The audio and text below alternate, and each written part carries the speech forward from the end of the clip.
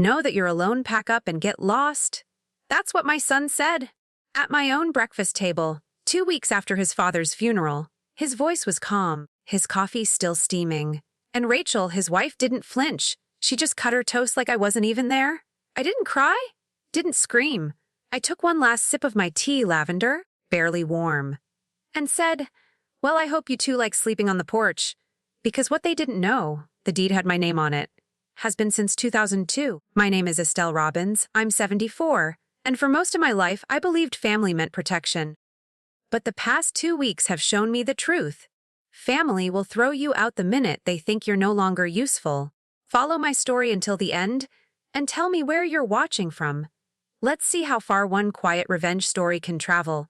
The moment they left for work, silence fell like dust. I sat still at the kitchen table, watching the steam fade from his untouched mug. That was Martin's seat. 40, 2 years of breakfast on that side, now filled by a man I raised, but didn't recognize anymore. The ticking wall clock sounded louder than usual. Each second slapped harder than the last. I stood, my knees cracked. The floorboards groaned beneath me as I walked to the sink. Dishes were still warm. Rachel's lipstick stained the glass she left behind. Cherry red, like the one she wore the day she married my son, and looked straight past me. I wiped it clean, not for her. For me. I used to bake lavender scones every Sunday. Martin said they reminded him of our honeymoon in Maine. Salt in his hair, flour on my dress, and both of us broke but laughing. We built this home with secondhand lumber and prayers whispered into midnight paychecks. Back then, we had nothing. But we had each other. He loved the lake view. Even when his knees gave out, he'd wheel himself to the back porch just to watch the mist roll in. That was his safe place. And when the bank letters came, when Henry nearly lost it all with that real estate scam, Martin didn't blame him. He just looked at me and said, "Let's protect the only thing we still have." The day after, he gave me a folded letter, yellowed paper, ink slightly smudged. "If they ever forget, remind them who paid the price," he wrote. I tucked it inside the deed and never said a word. Until now. Rachel got home early that evening. She didn't look at me when she walked in, just hung her coat and wrinkled her nose. "Smells like old lavender again," she muttered, opening the windows. Cold wind rushed in. So did silence. I kept folding napkins by the sink. She clinked her spoon louder than usual while stirring the stew. Then, without turning around, "Henry and I were thinking, maybe you'd be more comfortable somewhere with staff." Somewhere with staff. Like I was a piece of aging furniture. I said nothing. But my hand tightened around the dish towel. She added, "There's a lovely senior residence near the hospital. They even have art classes for your age group." My age group. As if my mind had expired with Martin. I smiled, tight-lipped, then wiped the counter until it gleamed. In that moment, I wasn't angry. Just done pretending to be welcome. The next morning, Henry slid a folder across the table. "No rush, Mom. Just some paperwork. Makes things easier while you're still here." I didn't open it right away. Just stared at the corner, creased damp from his coffee mug. The pen he offered was mine. The same rose, gold I kept in the drawer for special letters. Something didn't sit right. The way he avoided my eyes. The way his fingers tapped the table, 3 beats, sharp. I opened the folder slowly, recognized the font, then paused. The signature line had my name, but the handwriting above it looked too familiar, too smooth, too practiced. I didn't sign. Not that day. That night, Emily tiptoed into my room, still in her pajamas, eyes wide behind thick glasses. She sat beside me quiet for a long time, then leaned in. "Grandma, I saw Daddy printing those papers. Last week, before the funeral." My breath caught, not from surprise, but from confirmation. I brushed her hair back, kissed her temple. "Thank you for telling me, sweetheart." She nodded and held my hand tighter.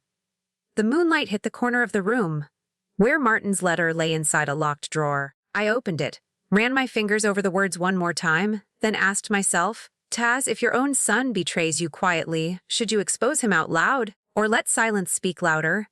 The kettle started hissing just before dawn. I was already at the table, wrapping my hands around a chipped mug, the one with the faded cardinal. Martin gave it to me one Christmas. Said it reminded him of my mother, strong, sharp-eyed, and never quite tame. The steam rose slowly, curling like memory around the soft kitchen light. Outside, the lake shimmered, still, silent, too calm for November. I used to love mornings like these, before they started feeling like goodbyes. 42 winters I'd watched that shoreline, waiting for his car to come down the drive. And now, it was Henry's truck. Loud, always late, always taking space like he'd earned it. I pulled Martin's letter from my robe pocket. The envelope softened over the years, but the ink still held. "Di, if you're reading this, I'm gone, but you are not alone." You never were. He'd written it in 2002, the day we transferred the deed into my name. His brother had gambled away half the family's money. Martin panicked. I protected what mattered. I used my pension savings. Didn't tell a soul, not even Henry, especially not Henry. "You're the one with roots," Martin had whispered then. "The house it's yours now." He knew. Knew someday they'd try to erase me. I folded the letter slowly and tucked it back into the drawer beneath the silverware. Behind me, footsteps echoed down the hallway. Not Martin's. Thudding. Rushed. Rachel's shoes always tapped like judgment. She didn't greet me. Just went straight for the fridge. Then, like clockwork, "Henry says we might get new windows. Triple pane. The cold comes in bad through these old frames." She ran a finger along the sill. "And the kitchen needs redoing. It's not functional for a family of 4. I looked down at the linoleum. Cracked, yes! But it had held birthday cake frosting and spilled soup and first steps. She saw broken. I saw history. When she left the room, I whispered, "It's not your kitchen." But the air swallowed my voice. And the kettle kept screaming. Henry came into the kitchen 10 minutes later. He didn't say good morning. Didn't look at me. Just poured himself coffee. Black, 2 sugars, like his father. But he never drank it the same. Martin stirred, slow savoring. Henry gulped. He sat across from me, pushing aside the church bulletin I'd left on the table. Didn't ask. Then, casually, "We've been talking to a contractor about maybe restructuring some of the rooms, opening up the space." I didn't answer. The spoon in my hand clinked against the side of the teacup. The sound bounced off the old tile. Henry leaned forward, voice softer. "I mean, it's not like you need the study anymore. You barely read these days, right?" My hand froze. A drop of tea spilled onto the table. He reached over to wipe it, and that's when I noticed his sleeve pressed. New. He used to wear Martin's old flannel. Now it was something store-bought and stiff. He smiled tight. "Just trying to make things easier, Mom. You know, streamlined." I nodded, but something in my chest went cold. Not anger, not even hurt. Just realization that my son saw me as a placeholder, a temporary object waiting to be moved. I stared at his hands. Broad. Quick. Once used to catch frogs in the backyard, now twitching near my drawer. The one with the keys, the one with the envelope. His fingers tapped twice, tap, tap, on the table edge. I remembered that rhythm. He did it when he lied. At 8 when he broke the neighbor's window. At 14 when he took money from my purse. At 45 when he told me this was just temporary. He stood. "Anyway, I'll leave the papers with you." No rush. The folder slid across the table. Inside lines. Boxes and a signature space already labeled Estelle Robbins. But I saw something else. A faint indentation, like someone had practiced writing my name multiple times. I waited until he left, then opened the drawer, took out the small wooden key Martin carved himself, the one that never left my apron pocket, and I walked slowly toward the back room, where the safe was, where the truth waited, and where for the first time in weeks my hands didn't tremble. The living room smelled like lemon polish and cheap candles. Rachel had rearranged everything again. The quilt Martin's mother made, folded and stuffed behind the couch. My porcelain hummingbirds, boxed and labeled Dunate. I stood in the doorway, holding a tray of tea. The steam curled around my fingers. The cups rattled slightly. They always did when I was nervous. Emily was on the floor, playing with colored pencils. Rachel sat on the recliner, my recliner, scrolling through her phone. She barely glanced up. "Henry says we'll repaint this weekend. These walls are so outdated." I placed the tray down. Careful. Quiet. Rachel took a cup, sipped once, then made a face. Still using that old lavender. "You know, some people say that scent triggers depression." I smiled politely. Didn't answer. Emily looked up at me, eyes wide, curious. But Rachel didn't notice. She never noticed the way Emily clung to my arm when thunder rolled. Or how she waited for me to bless the soup before dinner. Rachel only noticed what she wanted removed. She walked to the bookshelf, flicked through photo albums like they were outdated menace. Then she stopped, pulled out a frame, the family photo from Christmas 2009. Martin wore that ridiculous red scarf. Henry had braces. Emily was still in diapers. Rachel stared at it for a beat, then let out a small laugh. God, I looked awful back then. as she turned toward me.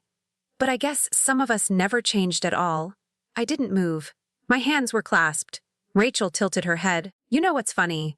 Henry and I were talking and we realized something. She walked slowly toward me, pacing like a lecturer, not a daughter-in-law. This house of this life you're clinging to, it's not really yours anymore. She paused. Her voice dropped an octave. You're just one old woman in a house that no longer fits her. Silence. Emily froze, crayon mid-air. My throat tightened, but I stayed still. Rachel looked me up and down, then down at the photo again. I mean, look at this. She held it up. Then, with one sharp motion, Oz ripped it straight down the middle. The tear cut through Martin's face, through Henry's shoulders, through me. The sound of it was louder than thunder. Emily gasped. I blinked, but didn't cry. Rachel tossed the pieces into the trash can beside the bookshelf. Time to make space for what's next, she muttered. Then she turned and left the room, like she hadn't just gutted the last 2 decades. I walked over, slow, unsteady. The trash can was half full, wrappers, receipts, and now family. I picked up the torn pieces, folded them gently, pressed them between 2 books on the lowest shelf. No words, no noise. Emily came closer. She reached for my hand. Grandma, that picture was Daddy's favorite? I nodded. He forgot? She stared at me, then whispered, do people forget love? I didn't know what to say, so I said nothing. Just held her little hand in mine and squeezed once. Later that night, I sat at the kitchen table again. Same mug, same spot, but something had shifted. I didn't feel sad. Not really, not even angry.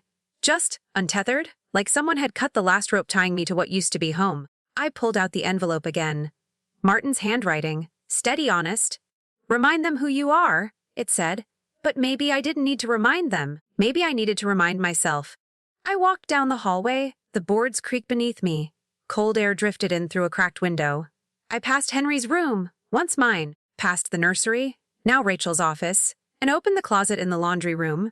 Behind an old toolbox beneath spare linens was the safe, brown, steel dusted with memory. I held the key Martin carved, slid it into the lock. Didn't open it. Not yet. Instead, I whispered, not tonight, but soon. And I walked back to bed, not afraid. Not defeated. Just ready. The papers were back on the table. This time, with a post-it, just a formality, Mom. Love you. H. I didn't touch them. The next morning, Rachel joined me in the kitchen, bright, sweet, and staged. She poured orange juice like we were on a TV set, then said too lightly, Henry's just trying to make sure everything's in order, you know. For your peace of mind. A peace of mind? I stirred my oatmeal. It tasted like paste. She continued, these days you never know. Memory slips.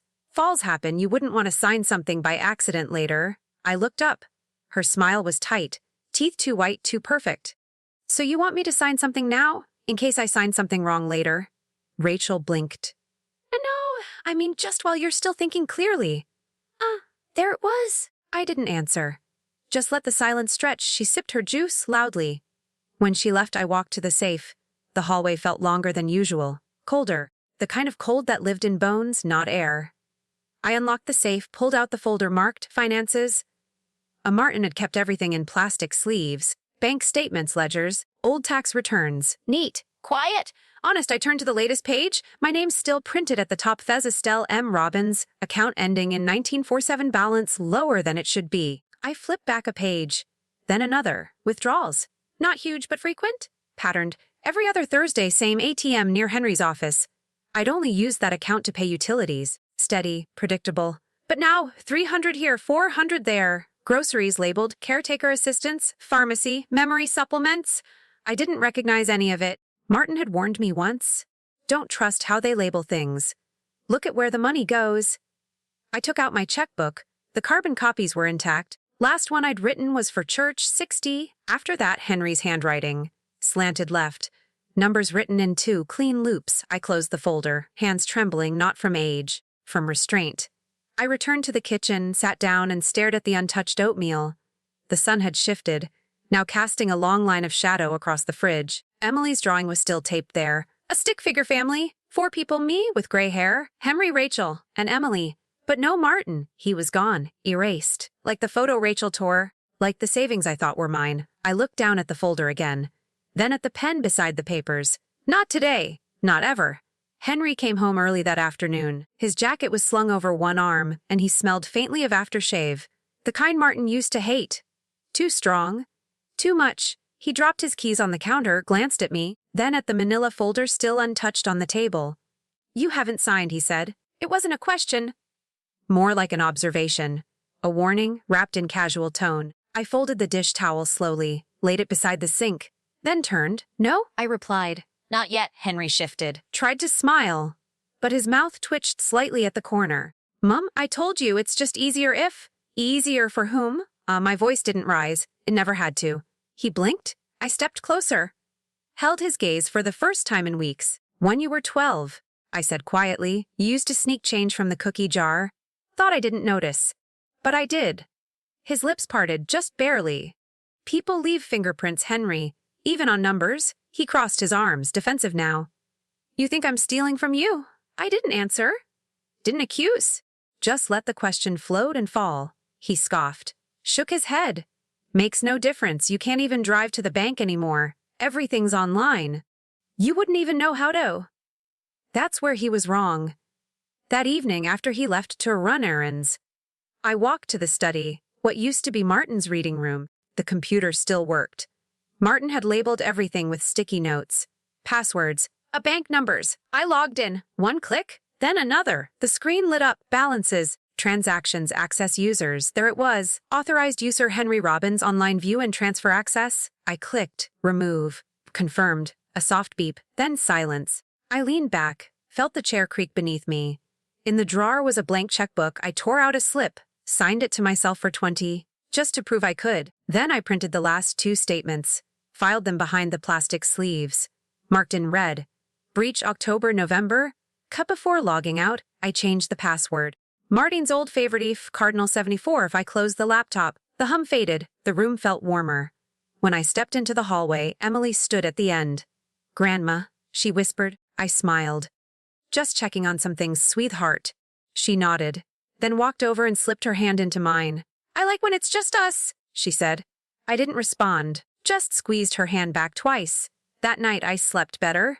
Not because everything was safe, but because, for the first time in weeks, I had locked a door that only I held the key to. There were 4 plates on the dinner table, 4 glasses, 4 forks, 4 folded napkins. None for me.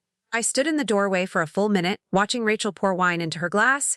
Red, thick, and far too early for a Tuesday. Henry scrolled his phone. Emily sat quietly, eyes flicking toward me, then back to her peas. No one spoke. The silence was deliberate, waited. I turned away without a word, walked into the kitchen, and poured myself a bowl of soup I made that morning. They hadn't touched it. "Too bland," Rachel once said. "Emily needs flavor, not nostalgia." I sat by the small kitchen table, the one facing the window. The lake outside was losing its color, gray overtaking gold as evening approached. I could hear their laughter from the other room. Forced. Thin, but loud enough. When I washed my bowl, the sink water was cold. The hot tap hadn't worked right in weeks. Martin used to fix it before I could even ask. Now no one noticed. I walked past the living room where they'd gathered around the new TV. Remote in Henry's hand. I used to watch news at 6. Not anymore. Rachel had changed the Netflix password. Set it, refreshed automatically. But when I asked for it, she smiled sweetly and said, "I think Henry's account has parental controls. You wouldn't like the new interface anyway?" I didn't argue. Just walked upstairs, sat at the edge of my bed. The hallway echoed beneath their footsteps. Their voices. Their laughter. None of it reached me. I used to be the center of that sound. Birthdays, Thanksgivings, even sick days when Emily had fever. I'd read stories from this same room, rocking her until she fell asleep. Now I was a ghost, present, but not really. Later that night, Emily slipped into my room with a blanket over her shoulders. She held a drawing. "It's us," she said softly. "You and me?" And Martin, her version of him, had glasses and a big smile. Mine wore an apron. "For scones," she added. I laughed. The first time in days. She snuggled beside me. "They said we're going to the fall festival tomorrow," she whispered. "Did they?" I asked. Emily nodded. "They're getting pumpkins. And caramel apples." She paused.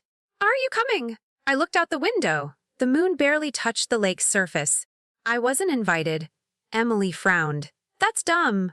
Then softer. "They should ask you. You make better cider anyway." I kissed the top of her head. You're the only one who remembers that? She held my hand. Maybe I remember more than they think. I didn't reply, but I held on longer than usual. The next morning, Rachel stood by the sink, swirling her green smoothie like it was a wine glass. She didn't look at me when she said it. There's a senior community in Meadville. Peaceful. Great reviews. They've got watercolor classes, even bingo nights. I didn't respond. She glanced over, lips pursed. Just a thought. You'd have company. People your age. The Henry sat at the table, buttering toast. He didn't lift his eyes. Not once. I folded my napkin slowly. Carefully. Is this about Emily's room? I asked. Rachel blinked. Well, she does need space. And honestly, your room has the best light. Perfect for her desk. Ah, there it was. Not even sugar-coated. Just practicality wrapped in pity. I stood up. The chair legs scraped the floor, sharp, jarring. Henry finally spoke. You don't have to decide now, Mom. We just want what's best for everyone. Everyone. Not me. I walked past them without a word. Opened the back door. Stepped into the November chill. The wind bit through my cardigan. Leaves crackled beneath my slippers. The lake waited, gray, wide, endless. Martin used to sit right there on the dock, wrapped in that ridiculous buffalo plaid. Mug of coffee in hand. Staring like the water whispered secrets only he could hear. Sometimes I'd sit beside him and neither of us would speak for hours. I walked to the end of the dock. The wood creaked under me. Frost kissed its edges. I sat slow, deliberate. The bench was colder than I remembered, but my hands were warm from rage, or grief, or both. I watched the wind ripple the lake, small waves quick and nervous. Behind me the house stood still. Silent, occupied, but no longer mine. I let out a breath I didn't know I'd been holding. This place, this land, this water, this sky had held me longer than Henry ever had. I closed my eyes. Martin's voice, quiet in my memory. When they try to erase you, don't shout. Just outlast them. I opened my eyes. The water shimmered back at me. I would not be erased. Not here. Not in the house I saved. Not in the life I built. Let Rachel sip her smoothies and repaint the walls. Let Henry butter his toast with hands that once clung to mine. I wasn't leaving. Not until I was ready. A bird skimmed the lake's surface, wings wide, low, steady. I followed it with my gaze, then stood up. My knees ached. But I stood, and I walked back, each step deliberate, each breath steady. Inside, the house was still quiet, except for Emily's voice faint from upstairs. Grandma. Yes, sweetheart. Are you going somewhere? I looked up the stairs. She leaned over the railing, hugging a stuffed rabbit. No, I said softly. Not today. Maybe not ever. The invitation said, hosted by Henry and Rachel Robbins.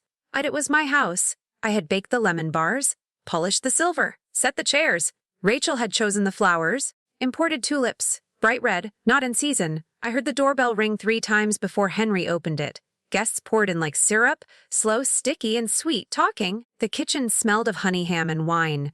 Rachel clinked glasses, her voice too high, too sharp. Welcome, everyone! So grateful to have you all here. Let's make this a night to remember. No one looked at me. I stood near the sink, drying my hands on a towel I'd owned for years. They'd replaced all the others with trendy dishcloths. These were too granny? Rachel had said. Someone tapped my shoulder. A woman with heavy pearls and a voice like gravel. Excuse me, where can I find the extra forks? Before I could answer, Rachel called from across the room. She's just helping out tonight. You can leave it to me. Janet? I blinked. Just helping out. I wasn't wearing an apron. I wasn't hired. But I didn't say a word. Janet smiled politely, then walked away, forkless. I returned to the kitchen. A younger woman brushed past me, wine in hand. Excuse me, staff needs to stay out of the walkway. A staff? I looked down at my hands, still damp. At my shoes, the same ones I wore to Martin's memorial. I stepped back into the pantry, just for a moment, to breathe. That's when Emily found me. She held a folded napkin. Don't open it now, she whispered. Later, please. I nodded. She kissed my wrist, then disappeared. Back in the dining room, laughter roared. Someone made a toast. Henry stood at the head of the table. There was no chair for me. I hovered near the hallway, like a ghost. Then Rachel clinked her glass. And we're especially grateful to our special guest. Mom, who kept the kitchen spotless tonight? Let's give her a hand. Polite claps. Quick, forgettable. Then back to wine. Back to stories that didn't include me. I turned to leave, but paused by the empty dessert table. A few crumbs left from my lemon bars. Rachel had claimed them as store-bought. I picked up a napkin, not mine. Emily's. Inside one sentence. You made this house warm. They just turned on the lights. My throat tightened. I slipped the note into my pocket. Didn't cry, just stood straighter. Has comment below if this scene hit you. Have you ever hosted something where you weren't even seen? Share your story and where you're watching from. You're not alone, Bex, but 10:30, the house was silent. Wine glasses sat half empty on the coffee table. Red stains on white napkins. Crumbs trailed the floor like forgotten laughter. I moved through the mess like a shadow, wiping, collecting, folding. No one offered to help. No one thanked me. I picked up Rachel's tulips from the floor, already drooping. One had snapped at the stem. I placed it in the trash. Gently, the dishwasher hummed. Steam fogged the kitchen window. I traced a line through it, then wiped it clean. Martin used to do that. Leave no mark behind, he'd say with a grin. In the dining room, someone had left a scarf behind. A guest's? Or maybe mine, hard to tell these days. I climbed the stairs slowly. Each step creaked. Not from weight, but memory. The hallway was dim. Only one light on, Emily's night lamp. I paused at her door. She was asleep, Bunny tucked beneath one arm. A corner of the note she'd written still poked out of her pocket. I walked past and entered my room. Closed the door. Locked it. For the first time in weeks, the air smelled like cedar and something faint, like old perfume. Martin's sweater still hung on the closet door. The same one he wore the night we fought about Henry's first loan. I crossed the room, pulled the rug aside, lifted the floorboard. The safe waited, brown, cold, patient. The wooden key slid in smoothly. Click inside, the usual folders, deed letters, tax slips. But behind the deed, something new. A black leather notebook, unmarked. Weren't I opened it? Martin's handwriting, clean tight. AF Bank Freedom Credit Union secondary account opened May 2002. Beneficiary E.M. Robbins. Only pages and pages of small notes followed. Transactions. Names, dates, even passwords. He'd kept another account. One she didn't know about. One Henry didn't know about. I turned to the last page, one line. Hi, Sarah, if they corner you, remember who built the walls. But I let the book fall gently into my lap. My breath slowed, not fear, not grief. Control. I sat in silence for a long time. Only the hum of the dishwasher below. Outside, the lake shimmered under moonlight. Still mine? Still waiting. I reached back into the safe, took out the envelope from Martin, placed the notebook beside it. 2 anchors. Then I closed the safe, locked it, and whispered, not a threat, not a vow, just a promise. They won't see me coming. It started with a paperclip. I opened the filing cabinet in Martin's old study, searching for a missing insurance statement. What I found was a folder labeled Zemendikile 2002-2023's. Neat, ordered, just like Martin left it. But when I flipped to the back, something felt off. A page was too crisp, too white. No fold lines, newer than the rest. It was a medical declaration form. At first glance, harmless. Then I saw the date, October 3rd, 2023, less than a week after Martin's funeral. The signature, not mine, it had my name. But the loop on the R didn't match. The slant was wrong. 2 left-handed, 2 racial. I dug deeper. Behind the form was another, same content, different version. One was label original, the other reviewed. The original had Martin's note on the corner. He used this draft only if needed. Not official, but it was stamped. Stamped with the clinic's watermark. Someone had filed it. I turned the paper toward the light. There, bottom right, Rachel's initials. She had faxed it in. Without my consent, the declaration listed early cognitive decline, suggested long-term supportive decision-making. It was phrased carefully, not accusing but limiting. A tool.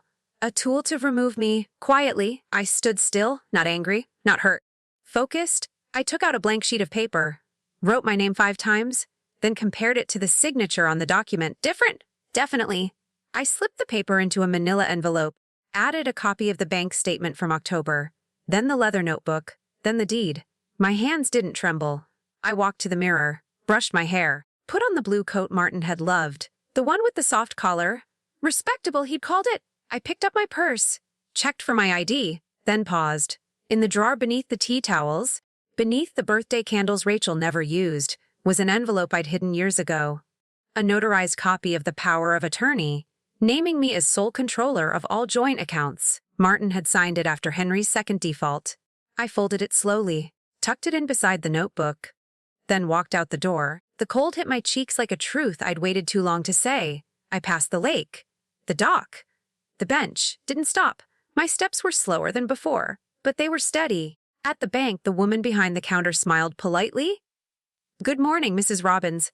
How can I help you today? I placed the folder gently on the counter. I need to check something, I said. And I need someone who understands what it means to be erased. She blinked, then leaned forward.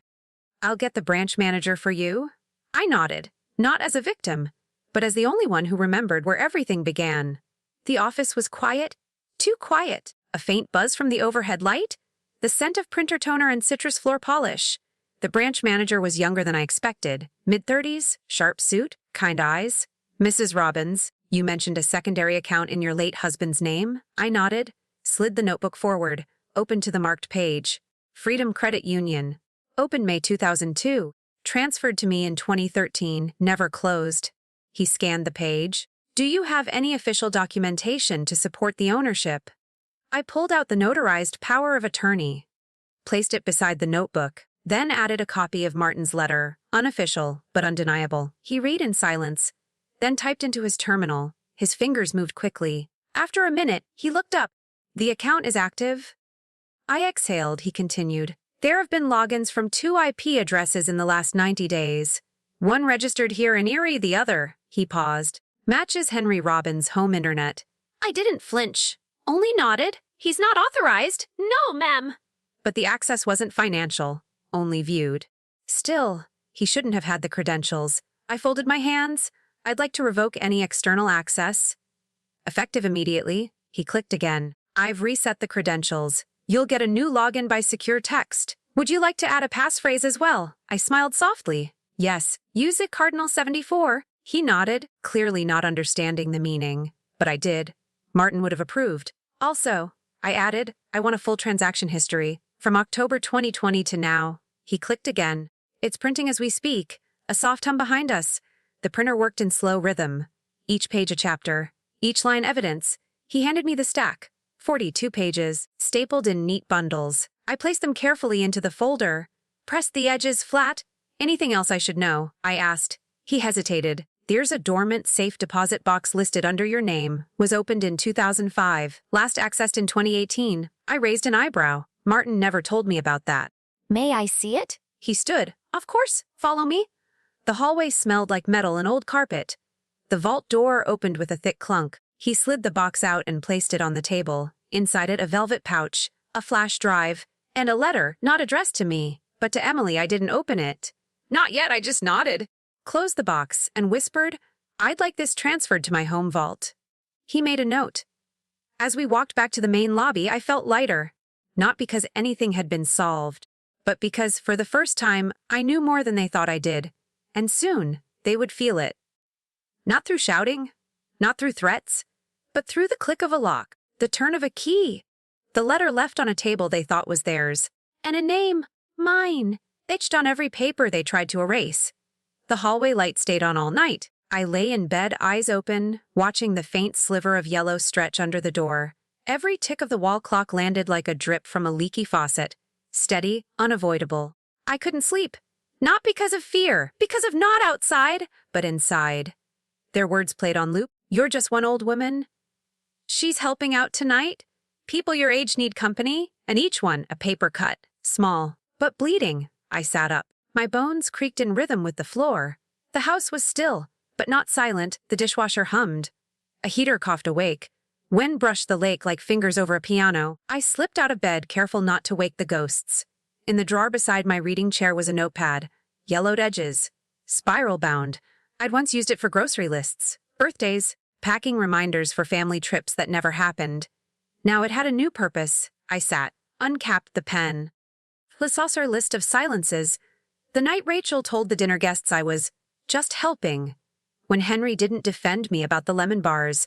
The day they moved my chair to the corner without asking. When they changed the password and said, you wouldn't know how to use it anyway. The unsigned papers. The stolen withdrawals. The missing seat at my own table. I paused, looked at what I'd written, then wrote one more lines. They've forgotten who lived here first. Martin's voice surfaced like smoke.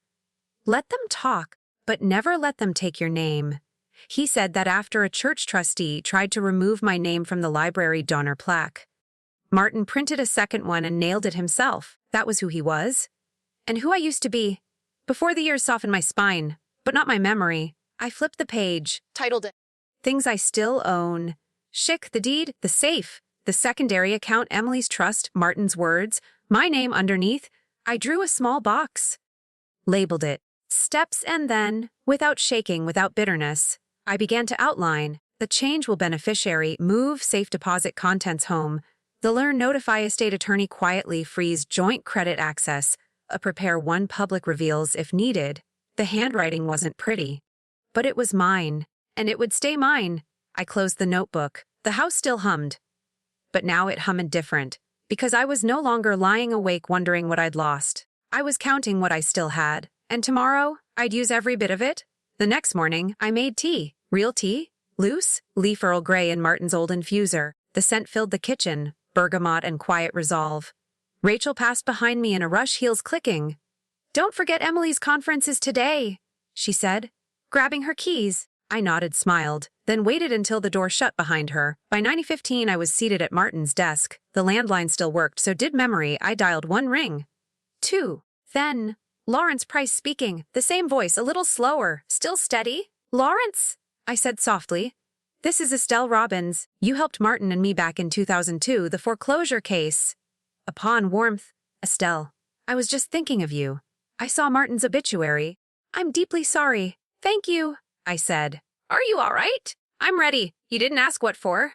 "Just said, talk to me." I opened the notebook. Began reading. One line at a time, he didn't interrupt. Didn't pity. When I finished, he said simply, "I can be an airy Thursday, or I can begin the paperwork remotely now." "Remote?" I quietly. "Of course. You want to reassign power of attorney, correct?" "Yes." "To myself, sole authority, and update the trust." "Yes, and freeze all external designations." "Understood."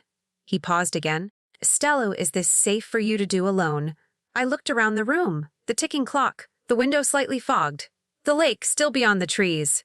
"Yes," I said, "because they think I'm napping." He chuckled. "Then let's get started." He emailed over secure forms. I printed them using the old inkjet in the laundry room. It groaned, sputtered but worked. Each page slid out like a quiet weapon, clean, crisp, controlled. I signed in black ink. Careful. Clear, no trembling. Then scanned. Sent. Lawrence replied within 10 minutes.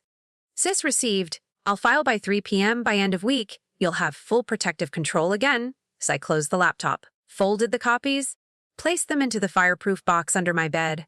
Rachel came home around noon. I was in the sunroom, book open, eyes half closed. She didn't ask what I'd done, didn't see the flicker of calm in my fingers, didn't notice the pages still warm beside me. She just said, "Glad you're resting more these days." I smiled, because rest was no longer something they decided for me. It was something I earned. Between each quiet decision and every silent line I'd just redrawn, they thought I was watching game shows in the sunroom. That's what the blanket and the faint sound of daytime TV were for. But I was in the study, with the door almost, but not fully closed. First, the bank. I spoke to the same woman from last week. "Good morning, Mrs. Robbins. How can I assist you?" "I'd like to deactivate all supplementary debit cards." "No reissuance. Effective immediately." "Understood." One click. Done. Second, the credit card. I logged in. There it was, Henry's name, still listed as authorized household manager. I removed him, lowered the monthly limit to $500.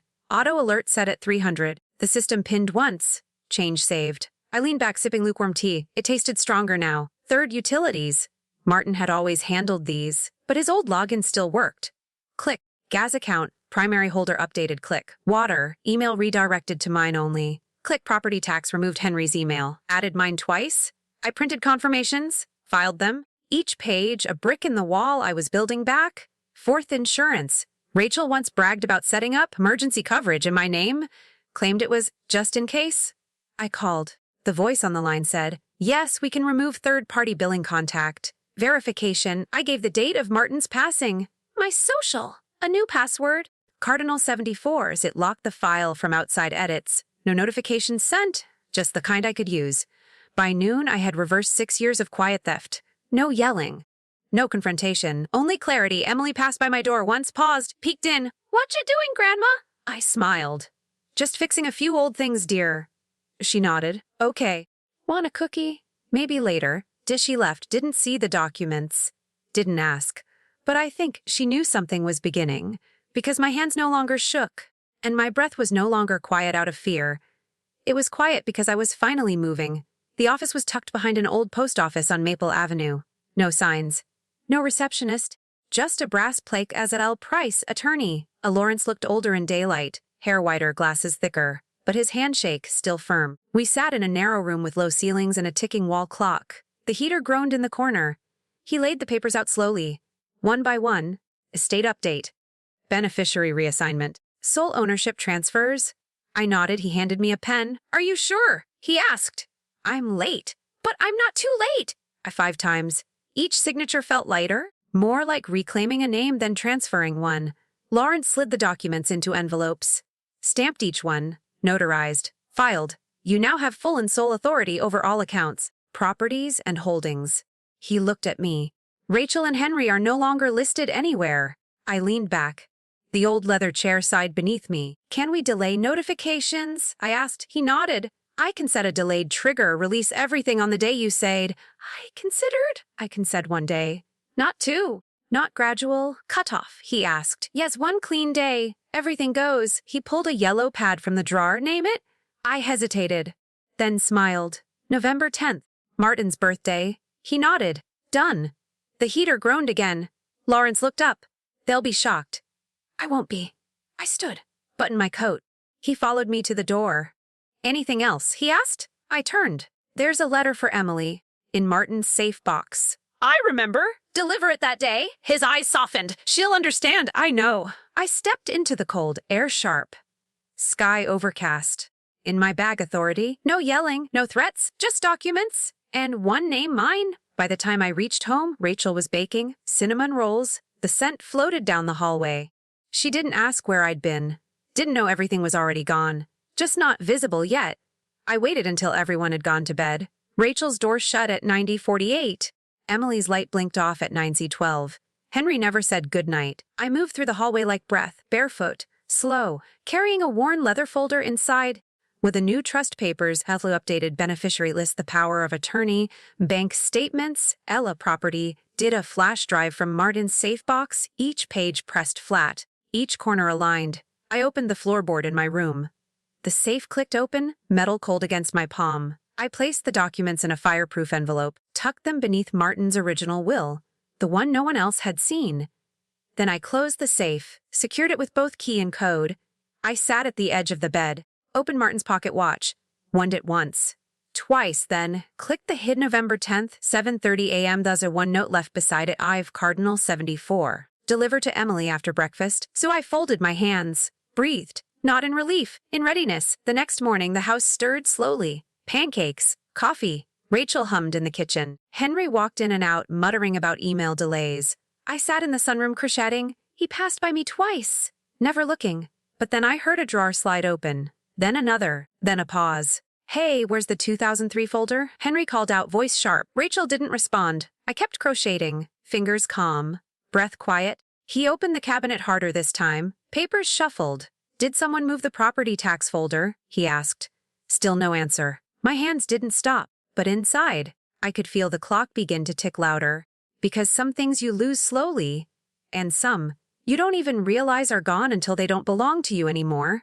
November 10th began in silence. I woke before the sun. The house still breathed in sleep. Shutters closed, heat ticking softly through the vents. I brewed Earl Grey. No sugar. Martin's mug sat on the windowsill. I'd washed it the night before, let it dry facing the lake. 6:58 a.m. I picked up my phone, opened the secure app, typed one word. Eyes ready. At 7:00 a.m. the first trigger hit. Rachel's name removed from the home title archive. Henry's credit privileges revoked. Law joint access to utilities severed. Law digital accounts rerouted. 7 minutes later, Lawrence texted Dillers executed. Delay trigger set for lawyer notifications. You have until 10:00 if you want to retract. Otherwise, it's final? I replied. Us let it stand. Sub by 7:12 a.m. The insurance company sent confirmation. Bank statement updates began populating. Cloud folders cleared. I sipped my tea. Outside, a bird struck the glass lightly, then flew on. At 7:34, I heard Henry stomp into the kitchen. Mom, do you know why my cards declined at the gas station just now? I looked up, blinked slowly. No idea, dear. I'm calling Chase. Rachel appeared next, slippers dragging. There's an email saying I no longer have digital access to the water and tax systems. I folded the paper I'd been holding. Perhaps it expired. She frowned. No one's ever removed me before? I smiled faintly, sipped again. That's true. She stared at me. Brows furrowed. Henry walked back in, phone pressed to his ear. What do you mean I'm not authorized? He barked. I've been managing this account for 3 years. A pause. Who changed the designation?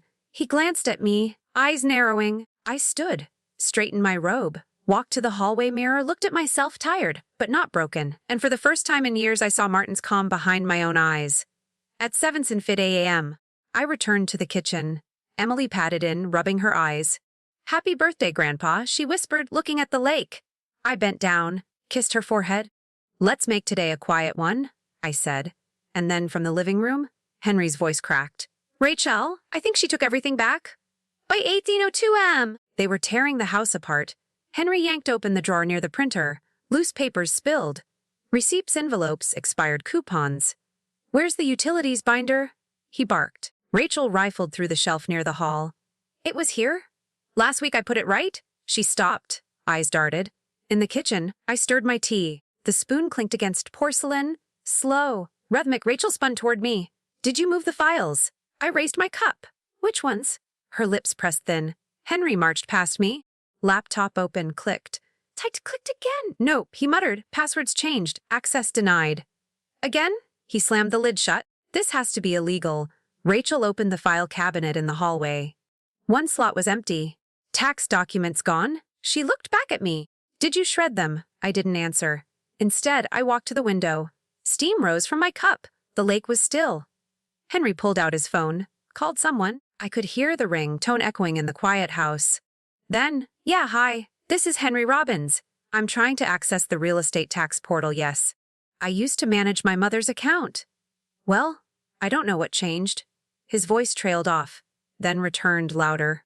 What do you mean I'm no longer listed? It's my family home? Pause, then silence. He lowered the phone. Looked at Rachel. Shush, she pulled everything. Rachel turned to me, hands clenched. Did you plan this? I looked at her, held her gaze. No, I remembered it. Her face froze? What? I remembered that the house was in my name. The accounts were mine. The trust was mine. You didn't lose anything today? I set the cup down. You just gave it back? Henry's mouth opened. No sound came. Rachel stepped back. The weight of silence pressing down. They weren't losing control. They were discovering they never had it. And I, the quiet one, had never left the board, just waited until their hands got tired of pretending they played alone. By 8:45 a.m., the kitchen smelled like cinnamon and disbelief. Henry leaned on the counter. Rachel sat stiff, lips pursed, fingers tracing invisible lines on the table. No one spoke. Emily patted in, hair still messy from sleep. Grandma, I turned to her, holding a small envelope. Martin's handwriting. Still neat. Still steady? For you? I said, placing it in her hand. She looked down at the letters, fingers soft. Curious. What is it? Something your grandfather wrote a long time ago. Before he knew he wouldn't be here. But somehow he knew you would be. She hugged it to her chest. I smiled, touched her cheek, then stood. Henry watched me. What now? He asked, voice hollow. I tilted my head. Now, you start seeing things as they are. Not as you assumed they'd stay. Rachel looked like she wanted to reply, but didn't. I picked up my cup, rinsed it, dried it, placed it back on the shelf. Then I walked past them, through the hallway, to the sunroom. Behind me, they stayed, still. Uninvited in a house they thought was theirs. I didn't yell, didn't point, didn't slam doors. Justice doesn't always raise its voice. Sometimes it just closes the last open file and walks away with the name it never gave up. I stood by the window watching the lake shimmer, the same lake Martin loved, the same bench he built, the same home they tried to erase me from, but I was still here, and everything was finally mine again, not as revenge, as return. Quiet justice doesn't scream. It signs, it walks, it lives, and in the end it's heard the loudest. If you were in my place, would you have spoken up or waited until silence had power? Drop your thoughts below. Because someone out there is still quiet, but not done. The morning after was still. No shouting, no doors slammed, no apologies offered. Henry came downstairs in a wrinkled shirt, eyes sunken. He didn't look at me, didn't greet me, just moved straight to the dining room, collecting loose papers, cords, unopened mail. Rachel followed, arms crossed. "Do you want me to sign the release?" she muttered. I nodded. There was a form on the table, prepared by Lawrence the night before. It allowed them to formally vacate the property without legal action. She signed quickly. Didn't even read it. Henry scribbled his name beside hers. Rachel looked up. "We'll be out by the weekend. No rush," I said, sipping tea. "Take your time." It wasn't sarcasm. It was surrender, but not mine. Emily stood near the stairs, backpack slung low. She looked from her mother to me. "Can I stay a few days longer?" she asked quietly. Rachel's eyes flicked toward her. "Not angry, just tired." "If that's what you want," she said. Emily nodded. Rachel hesitated, then added, "She needs stability right now." I smiled faintly. "She'll have it." Henry said nothing. By midday, the boxes had appeared, labeled garage, pantry, office. Estelle Robbins' name was nowhere. I packed lightly. Just the letters Martin wrote me over the years. My tea set. A small photograph of us on the dock, he in a straw hat, me laughing at something he'd said. I wrapped them in a floral dish towel. Tied it with a hair ribbon from Emily's old costume drawer. Everything else has stayed. Not because I didn't want it, but because it had already returned to me. Emily peeked in. "Where will you go?" I folded the last scarf into the bag. "Somewhere with sky and silence that's mine." She sat on the edge of the bed. "I don't think I want to go back with them." I looked at her. "You're allowed to choose. You're not furniture." She smiled. For the first time that day, Rachel knocked on the doorframe. "We're heading out to get more boxes." I nodded. She looked at Emily, then back at me. "I'll call later." I didn't say yes, didn't say no. I just closed the zipper on my bag and let the quiet fill in everything they never said. The morning air was brisk. Leaves scattered across the porch like polite farewells. I stood by the front door, one hand on the handle of my suitcase, the other clutching Martin's old hat. It still smelled faintly of cedar and sun. Emily ran up beside me, hair braided back, cheeks pink from the cold. "Are you sure you don't want me to come with you?" I smiled. "Not yet, sweetheart. But someday, wherever I am, my door will be open." She reached into her pocket, pulled out the folded letter from Martin. "I read it again last night," she whispered. "It said I don't have to wait until I'm old to choose who I become." I blinked. He always knew how to say what I couldn't. She gripped my fingers. Can I keep it? You already have. Down the steps, Rachel stood by the edge of the lawn. No clipboard, no critique, just arms crossed. "Watching." She didn't speak. But when our eyes met, hers softened. Regret doesn't always arrive with an apology. Sometimes it just lingers. Henry sat in the front seat of the SUV, staring straight ahead. Keys already in. He hadn't said a word since the folder incident. I didn't need him to. Emily helped me roll the suitcase down the walkway. Each wheel click was soft, steady. Not hurried. We reached the curb. I turned, took one last look at the house. The lake behind it shimmered. The bench was empty, but the air felt full again. Not with noise, with meaning. Emily squeezed my hand. "I'll visit for Thanksgiving." "Even if no one else comes," I nodded. "You're always welcome." She let go. Reluctantly, I stepped into the cab. The driver smiled. Didn't ask questions. I shut the door. Not hard. Just enough. Rachel's figure grew smaller in the mirror. No wave, no tears. But her shoulders slumped in a way that said more than sorry ever could. Emily stood with both hands in her coat pockets, letter tucked close to her chest. Leaving isn't always escape. Sometimes it's return. Return to the version of yourself they tried to silence. And when you finally walk away, you don't carry the weight. You carry the proof that you still belonged all along. 1 year later, the lake was different. Not eerie, not the bench Martin built, but quieter. Finger Lakes, New York, a town with 1 coffee shop, 2 traffic lights, and a dozen people who knew your name. I didn't miss the old house. Not because it wasn't beautiful, but because it never felt mine until I left it behind. Here, I lived in a 1-story cedar cottage with a front porch and a wood-burning stove. There was no gate, no alarm system, just books everywhere, shelves made from reclaimed wood, tables filled with poetry, history, dog-eared romance. People called it the quiet library. It wasn't big, and it wasn't official. But every Tuesday and Thursday the kids came, some curled up on pillows, some sat cross-legged on the floor, and some just listened. I made tea in mismatched mugs, let them choose sugar cubes with tiny silver tongs. When the grown-ups visited, I offered more than books. I offered space. They didn't know about Henry or Rachel, or the safe. They just knew I was the woman with the soft voice and steady hands, the one who read aloud without rushing, the one who remembered names. Some days I opened at 9, some at 11. There were no rules, just pages and peace. Every morning, I sat by the window and wiped the table clean. Sunlight made patterns on the hardwood. The wind rattled the chimes Emily made when she was 10. She mailed me last week, said college could wait. Said she missed tea with lavender and wanted to help build something that would stay. I didn't reply with a letter. I sent her a key, wrapped in cloth, with one note: Doug's legacy doesn't wait. Come when you're ready. Second today, I set out 2 cups. Because I knew she would come. She arrived at 10:42 a.m. No grand entrance, no suitcase thud, just a knock, 3 soft taps. I opened the door, and there she was, same blue coat, same gentle eyes. In her arms, a wrapped bundle. She stepped inside without a word. Walked past the front rug, past the bookshelves, to the small cedar ledge above the fireplace. She unwrapped the bundle.